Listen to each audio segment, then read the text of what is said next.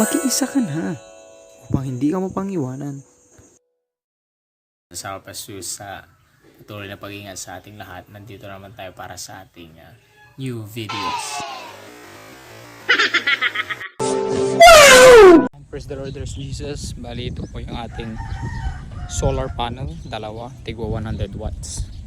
So yun po yung ating panel cable pababa dyan. Yan, so ito po yung ating panel board. So makikita nyo po yung yellow dyan na wire from solar panel. Yan po yung papunta po yan sa solar charge control yung black. Sa mga circuit breakers, tapos patungo sa baterya. Ito po yung ating baterya, 12 volts, 50 amp hour. At ito po yung mga appliances na pwede nating paganahin gamit ang simple mini solar setup natin. Tulad po ng clip fan. Yan po. At po yung ating wifi router.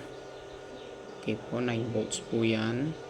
At pag switch po natin yung ilaw natin, ayun po. Pwede po.